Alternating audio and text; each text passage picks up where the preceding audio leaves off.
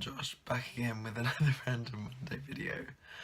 I'm really sorry about my voice. I've went out the other day and I've not regained my voice as of yet, but I wanted to at least try and do a video for you. I'm not going to be able to stop laughing during this video. It comes and it goes, so I've got water next to me in case it gets like really bad. I mean, it already is quite bad, but yeah, we're gonna just kind of roll with it. So today we're gonna be talking about LGBT history. So obviously I'm not gonna do every kind of bit of history that's gone along. I've just kind of done a little bit of research and picked out some of the big bits to begin with, and then just a few little other bits here and there. So yeah, like I said, this is not going to be everything that's happened in LGBT history. It's mainly kind of positive firsts. I decided to do this video because obviously I did kind of the history of drag, and that did quite well, and that seemed to connect with a lot of you guys. And I think it's important to know the history behind where we come from in the LGBT community, whether you're a member of the LGBT community or whether you're just a curious person that wants to know more about them. So yeah, I'm gonna quickly take a drink of water and then I'm gonna come and start actually going through some of this. I have got some notes, so like, be prepared. So in 1897, the Scientific Humanitarian Committee was formed in Berlin. So this was the first ever gay rights organisation. I'm sorry, I have to keep looking down because I'm like really forgetful right now. I've got like a load of notes. So in 1923, Elsa Gidlow, who was a lesbian who was born here in England, she published the first ever volume of an openly lesbian love poetry in the US titled On a Grey Thread. So that was 1923. Like, bearing in mind a lot of these times are like before it was fully accepted by everyone, so a lot of these things are really brave for them to do. So in 1931, Dora R. of Berlin, who was actually born as Rudolph R., became the first known transgender woman to undergo, I'm gonna butcher this, a vaginoplasty. It's like surgery of, yeah, you know what it is. I just can't say the name of it. So in 1945, I'm gonna butcher all of the names, by the way, just in case you're wondering. Hein Vos was the first ever gay member of the cabinet in the Netherlands, which is such a huge feat in 1945. Like, come on. And you're in the cabinet, like, that's amazing. So in 1952, One Magazine, that's the name of it, One Magazine, publishes as the first ever gay men's magazine in the US, and it's still ongoing, I believe, as like an archive, and it's the biggest LGBT archive around, and it's the longest going as well, so that's really, really amazing. So in 1960 now, Liverpool-born April Ashley was Britain's ever first person to undergo sex reassignment surgery, which is amazing. In 1960, that's like ages ago.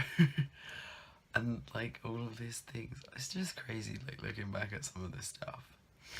So in 1972, John Hospers was the first ever gay man to run for president in the US, and the first to receive an electoral vote. I couldn't say it then, but yeah. In 1983, Sally Ride was the first ever person to go out in space, and she's been the first and only LGBT astronaut to actually fly out into space. And that's known LGBT astronaut, because obviously some people might be closeted, but she was actually known to be LGBT. Yeah, so she was married to a man and then she got married to a woman.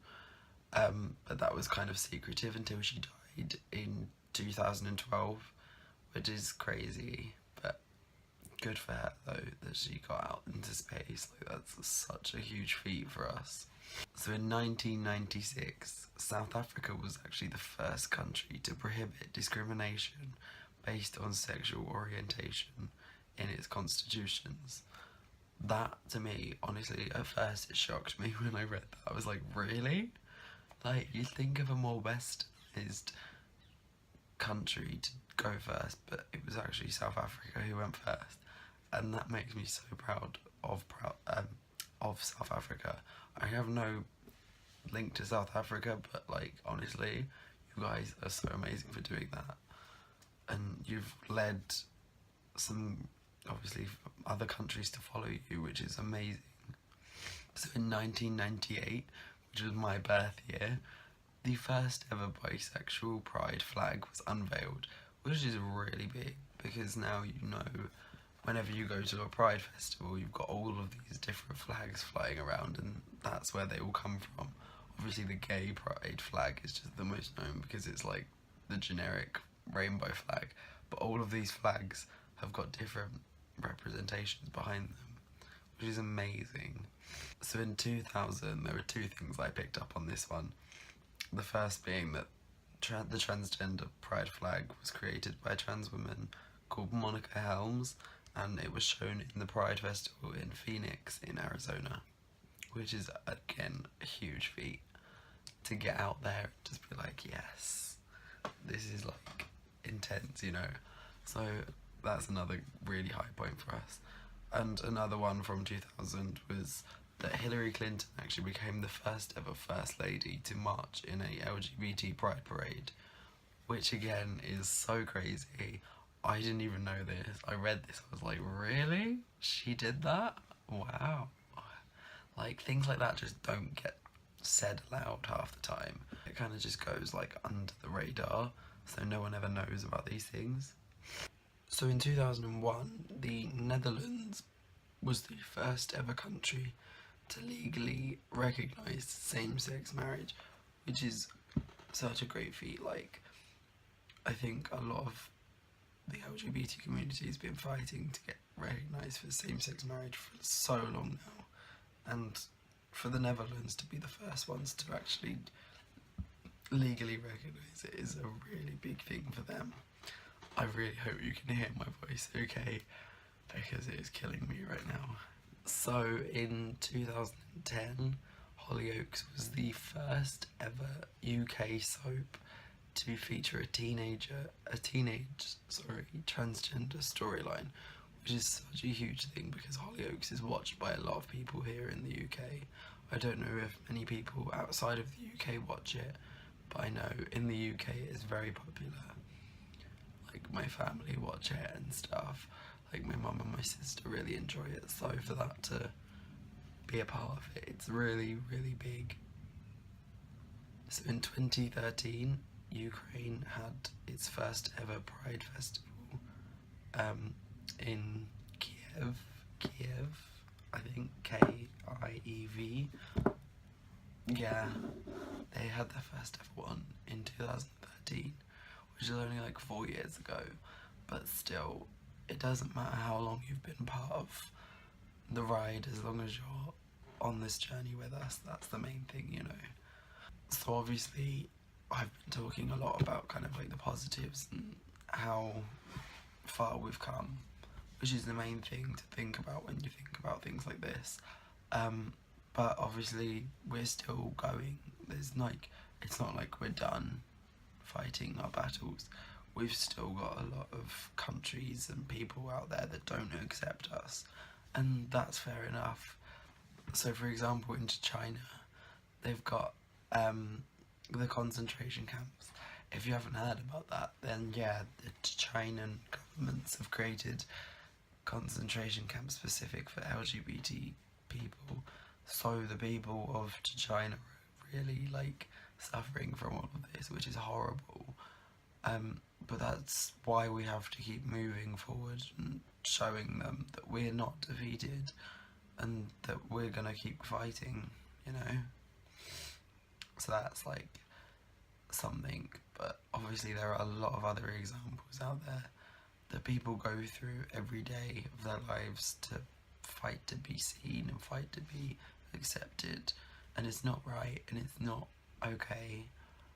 Like, I'm lucky enough to live in a place that does accept it to some extent.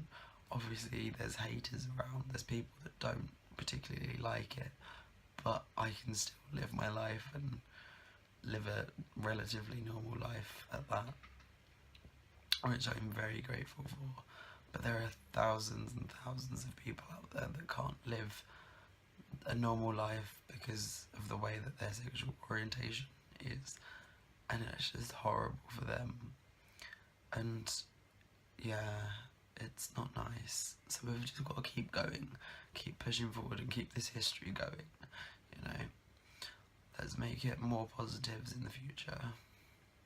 So anyway guys, I hope you enjoyed that video, and I really am sorry for how bad my voice has been sounding.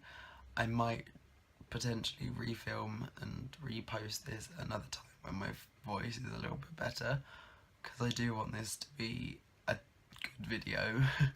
But for now I'm just going to keep it as it is. But yeah, like I said, I hope you did enjoy this.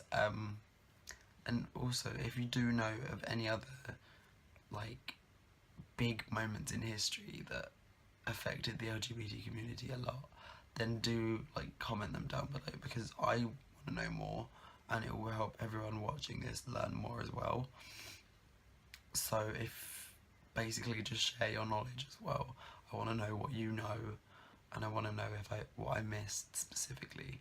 Like, I know I did miss out some bits and bobs, but I was just trying to go with some kind of key points that people would understand and probably know, or if they'd know the person that's involved or something like that, you know.